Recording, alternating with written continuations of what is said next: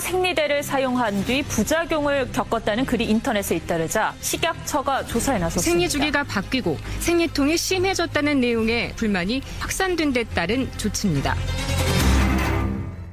예, 생리대 논란이 일파만파입니다. 릴리안이라는 특정 생리대에서 시작된 이유해성 논란. 생리대 전반에 대한 불안으로 번져가고 있는데요. 부작용 피해 제보 건수가 2,200여 건에 이르렀고요. 집단소송 준비 모임 카페까지 개설이 됐습니다. 식약처가 검사에 나서겠다 밝힌 상태인데 이게 제2의 가습기 사태로까지 번지는 건 아닌가. 귀추가 주목됩니다. 자, 먼저 생리대로 인해서 몸에 이상이 생겼다 의심하고 계신 분이세요. 시민단체에다가 자신의 케이스를 제보하고 나선 분 익명으로 만나보죠. 나와 계십니까? 안녕하세요. 네, 안녕하세요. 안녕하세요. 실례지만 나이가 어떻게 되십니까? 네, 30대 여자고요. 지금 결혼 후에 현재 아기 가지려고 준비 중입니다. 30대? 네네, 예. 30대. 이번 시민단체에는 어떤 내용으로 제보를 하신 거예요?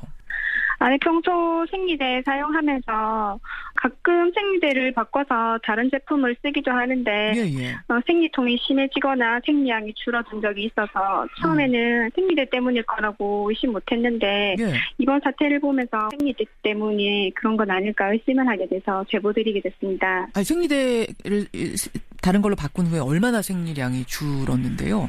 거의 안 한다고 생각될 정도로 양이 너무 많이 줄어서 병원에도 한번 가게 됐었거든요. 안 하는 게 아닌가라는 생각이 들 정도로? 그럼 뭐 평소에 한 4, 5일 정도 했다면은? 2, 3일 정도로 끝나는 양일 정도로 양이 너무. 거의 절반 정도로 줄었단 말씀이세요? 네, 절반 이하로 줄었어요. 절반 이하로. 그래서 병원에 가보니까 뭐라고 하던가요? 그 별다른 이상은 없다고 말하는데 아무래도 평소와 달라서 걱정이 되거든요. 병원에서도 뚜렷이 뭐라고 원인을 지목하진 못하지만 이상한 건 맞다 이렇게. 네네네. 그래요. 이번에는 뭐 새 생리대로 바꿔 쓰면서 생긴 문제를 제보하신 거지만 수십 년간 생리대 쭉 쓰면서 찜찜하거나 불편했던 경험이 있으세요?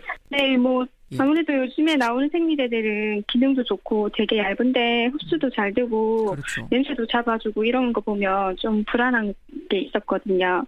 왜 불안하셨어요? 이렇게 편리해졌는데. 네. 아무리 편리해졌어도 이게 아무래도 화학물질이 첨가됐기 때문에 이런 현상들을 잡아주는 그 기능을 할 거라서 그 화학물질이 직접 내 몸에 닿는다 생각하니까는 아무래도 좀 더 찝찝하고 이런 게 있었어요. 도대체 뭘 썼길래 이렇게 흡수가 잘 되는 거지? 네네. 뭘 썼길래 이렇게 향을 잡아주는 거지? 이런 것들이 궁금하셨단 말씀이에요. 네네.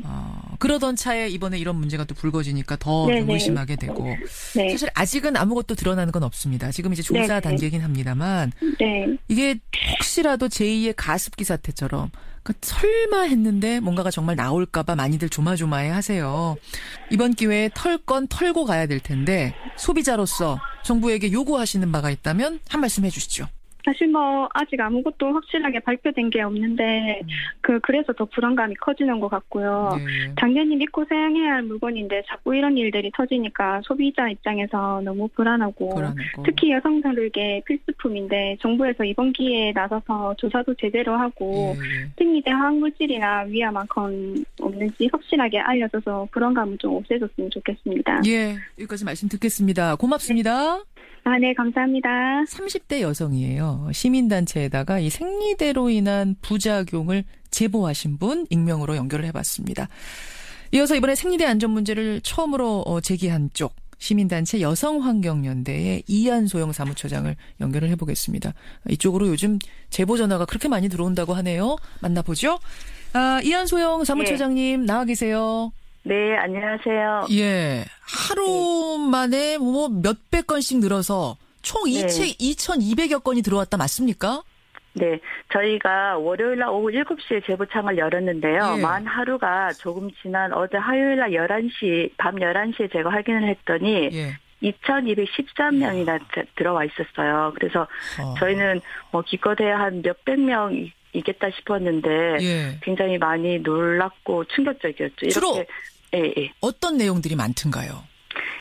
저희가 제보를 이제 구한 게 릴리안 제품을 사용하고 나서 생리 주기나 양 통증의 변화나 자궁 관련 질환 등에 대해서 여쭤봤었는데요.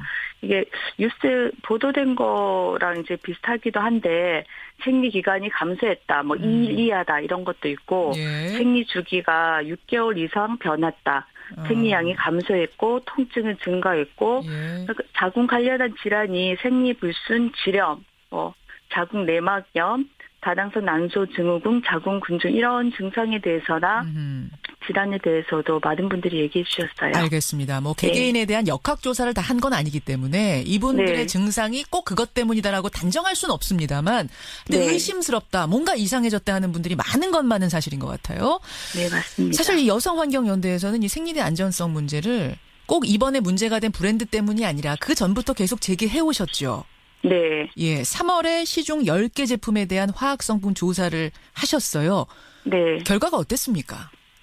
그 결과가 이제 10개 제품에 대해서 했더니 10개 제품 모두에서 국제암연구소에서 발암성 논란이 있거나 아니면은 생식 독성 논란, 피부 자극 독성 물질로 분류된 22종이 검출됐습니다. 모두에서요? 10개 모두에서요? 예, 그러니까 모두에서 검출됐고 사실 그러니까 양은 굉장히 차이가 나는데 예. 그러니까 제가 말씀드린 물질 모두가 검출된 건 아니지만 아하.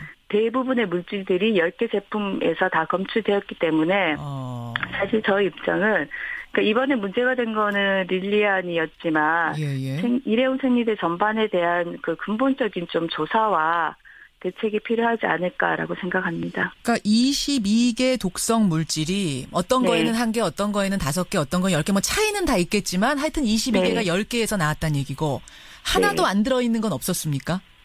네, 없었고 없었어요. 좀 자세히 말씀드리면 이 중에서 예. 피부 자극하고 유해성이 확인된 거가 8종이고 생리 주기나 여성 생식 건강 영향을 줄 수 있는 뭐 스타이렌이나 톨루엔 등이 2종이거든요. 예, 예. 근데 이게 그러니까 모두 그게 다 나온 건 아니지만 유해한 물질이 나온 건 10개 제품 모두가 해당되는 것입니다. 그 예. 물질들은 조금도 들어있으면 안 되는 독성 물질입니까? 아니면 뭐 기준치까지는 괜찮은 물질들인 건가요? 그러니까 사실 굉장히 좀 보는 관점에 따라서 애매한 부분이 있는데 검출된 양 자체는 미량이거든요. 예. 근데 사실 화학물질에 대해서 미량이 안전하다는 증거는 어디에도 없기 때문에 이런 뭐 발암성 논란이라던가 환경호르몬 물질 자체가 검출된 것 자체가 굉장히 심각한 문제고 더 심각한 문제는 현행 허가 기준으로는 이런 물질들에 대한 기준치도 없고 그래서 걸러내거나 규제할 방법이 아무 데도 없다는 점에서 큰 문제라고 생각합니다. 제가 지금 그 부분 질문을 드리려고 한 거였습니다. 그러니까 네. 뭐 하나도 화학 성분이 안 들어간 생리대가 있으리라고는 생각하지 않았습니다만 네, 기준치라는 게 있어서 여기까지는 그래도 괜찮고 여기서부터는 아주 유해하다 뭐 이런 기준이 있어야 될 텐데 지금 네. 없어요. 네. 어떻게 없을 수가 있죠? 식약처에서 다 허가 내준 거 아닙니까? 그런 검사해서? 그러니까 저희도 진짜 답답한데요. 많은 분들이 알고 계시는 것처럼 식약처가 허가 내줬는데 허가 기준이 저희가 검출한 물질들을 다 포함하고 있지도 못하고 여성들이 부작용을 호소하는 그것을 설명할 거를 포함하고 있지 못해요. 그게 무슨 말씀이세요? 식약처에서 검사할 때 허가 내줄 때 항목이 정해져 있는데 그 항목 안에 이런 물질들에 대한 검사는 빠져 있다는 얘기인가요? 예, 그러니까 저희가 조사를 해봤더니 약사법 2조에 관련해가지고 이제 뭐 허가 기준이 나와 있는데 거기에 들어있는 게 뭐 뭘로 만들어졌는지 뭐 섬유 뭐 어쩌고 저쩌고 이런 거랑 백색이고 냄새가 없다. 그다음에 이제 물질 관련한 거는 색소, 산화구 알칼리, 형광 증백제, 포름알데히드 이것만 지금 나와 있는 거예요. 뭐 질량이라든가 이런 게. 산알칼리성, 형광 증백제를 어떻게 썼느냐, 포름알데히드가 들어있느냐 안 들어있느냐 이 4가지만 충족하면 허가입니까? 네, 지금 저희가 확인한 바로는 그렇거든요. 근데 저희 검출 결과에 나온 물질들에 대해서 뭐 허가 기준이 포함되어 있지도 않고 규제가 되어 있지도 않은 상황입니다. 그렇군요. 그러니까 이 4가지 색소를 뭘 썼느냐, 산알칼리, 형광 증백제, 포름알데히드 4가지만 통과하면 오케이 판매해도 좋다. 네. 그러면은 반창고, 안대, 마스크 뭐 이런 것처럼 지금까지 생리대도 다 분류가 돼서 관리가 됐다는 얘기네요. 그렇죠. 근데 이게 굉장히 여성의 민감한 부분에 직접 닿는 거 아닙니까? 심지어 녹아서 신체로 들어갈 수도 있는 건데 네. 어떻게 이게 반창고하고 똑같이 취급이 됐을까요? 그러니까요. 그러니까 사실 일회용 생리대에는 흡수체라든가 인조섬유, 펄프, 향료나 색소 등 굉장히 다양한 성분이 들어있고 또 이제 여성의 이제 생식기관이나 질은 보통 피부에 대해서 보다 훨씬 흡수력이 높거든요. 그런데 또 생리대를 사용하는 환경이 굉장히 밀폐된 좁은 공간이죠. 그렇죠. 그래서 농도가 높다는 점에서 되게 미량이라도 안전하다고 말할 수 없는데도 이게 이제 인과관계가 규명된 독성 물질인지 아닌지가 명확하지 않다는 이유로 그 기준에 포함되지 않았다는 점에서 되게 심각하다고 생각합니다. 이 생리대 논란을 들으시면서 지금 많은 분들이 아기 기저귀는 괜찮습니까? 이런 질문도 많이 들어오고 있고 또 남성들이 사용하는 남성 용품은 괜찮은가? 이런 이야기들. 그러니까 콘돔 얘기하는 것 같아요. 이런 문자도 좀 들어오고 있어요. 정말 다른 제품으로 확산될 가능성은 없습니까?